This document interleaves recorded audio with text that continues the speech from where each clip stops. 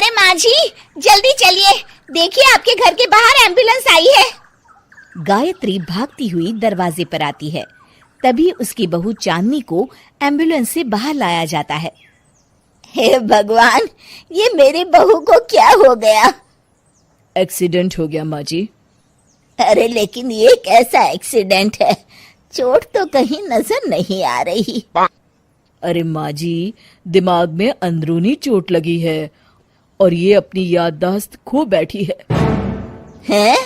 मेरी बहू याददाश्त खो बैठी है, अब क्या होगा? अब फिक्र मत करिए, बस इनका अच्छे तरीके से ख्याल रखिए। मैंने दवाइयाँ दे दी हैं, अब मैं चलता हूँ। अगले दिन अब तेरी तबीयत कैसी है बहू? बहू? किसकी बहू? हम भैरवगढ़ के ठाकुर विक्रम सिंह की बेटी रूपवती हैं। हम एक राजकुमारी हैं और तुम हमारी दासी हो बुढ़िया। अरे बेटा विशाल, बहू कैसी बहकी बातें कर रही है। अरे कुछ मत पूछो माँ, रात को मुझसे अपने पैर दबा रही थी। सर पर चोट लगने की वजह से इसका दिमाग पूरी तरह खराब हो गया है और ये अपने आप को राजकुमारी समझ रही है। तभी वहां चांदनी आ जाती है। तुम दोनों यहाँ क्या खुसुर फुसुर कर रहे हो? कहीं तुम दोनों मिलकर हमारे खिलाफ कोई षड्यंत्र तो नहीं रच रहे हो? हम तुम्हारा सर तलवार से उड़वा देंगे, समझे? अरे नहीं नहीं राजकुमारी जी, हम तो आपके सेवक हैं। भला हमारी इतनी हिम्मत। कहिए, आपने यहाँ हॉल में आने का कष्ट कैसे किया? हमें बहुत भूख लगी है। ए दासी, जल्दी से हमारे लिए भोजन का प्रबंध करो। आज हम शाही कबाब खाएंगे। विशाल अपनी माँ को चांदनी की बात मानने के लिए इशारा करता है। ठीक है राजकुमारी जी, मैं अभी आपके लिए भोजन लेकर आती हूँ। इस तरह विशाल और उसकी माँ ना चाहते हुए भी चांदनी की जी हजूरी में लगे रहते हैं। लाओ माँ, जल्दी से मेरा टिफिन दो, मुझे देर हो रही है। अरे ठहर जा, जरा दम तो लेने दे मुझे। सारे घर का काम मुझे अकेली को करना पड़ता है। तेरी बीवी तो राजकुमारी बनी बैठी है, सारा दिन हुक्म चलाती रहती है। अरे माँ, मेरा भी तो यही हाल है। फिलहाल तुम मेरा टिफिन दे दो, मैं चला। रुको, कहाँ जा रहे हो? अरे मर गया रे, ये कहाँ से आ धमकी?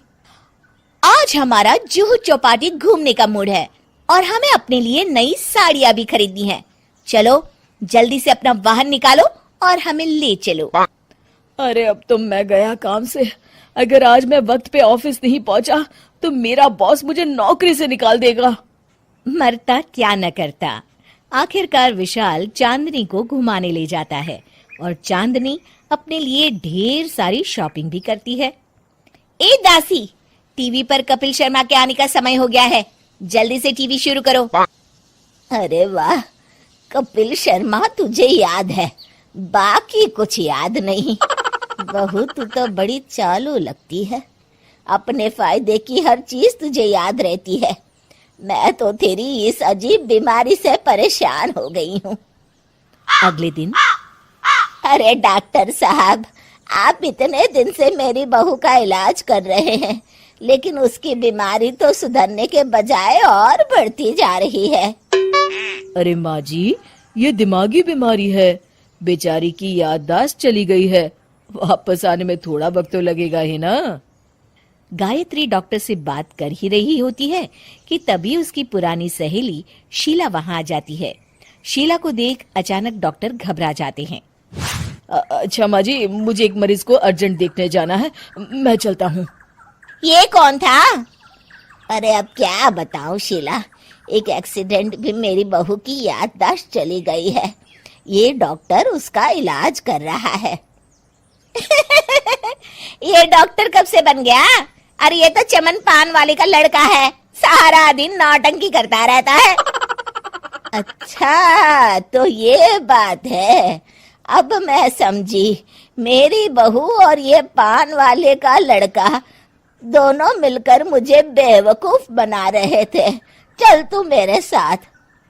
गायत्री शीला को एक बड़ा सा डंडा हाथ में देकर अपनी बहू चांदनी के कमरे में ले जाती है।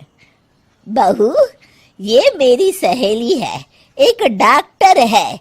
इसने तेरे जैसे न जाने कितनों का इलाज 2 मिनट में कर दिया है। इसका कहना है कि सर पर जहाँ चोट लगी हो, अगर उसी जगह दोबारा किसी बड़े डंडे से जोर से मारा जाए तो मरीज की याददाश्त वापस आ जाती है। देख, हम डंडा भी लाए हैं। अपनी सास की बातें सुनकर और हाथ में बड़ा डंडा देख चांदनी घबरा जाती है। अरे बाप रे, मैं तो फंस गई। इस डंडे की एक बार की वार से ही मैं तो चारों खाने चित हो जाऊंगी। अब क्या करूं, क्या करूं, क्या करूं? लेकिन गायत्री, डंडा सर पर ठीक उसी जगह लगना चाहिए जहाँ चोट लगी है। अरे तू चिंता मत कर, 2-4 बार मारूंगी तो एक बार तो सही जगह लग ही जाएगा ना। चल बहू, तैयार हो जा। अरे नहीं नहीं माँ जी, मुझे मत मारिए। दरअसल घर के काम करने से बचने के लिए मैंने ये सब नाटक किया था। मुझे माफ कर दीजिए, मैं कान पकड़ती हूँ। दोबारा ऐसी गलती कभी नहीं करूंगी।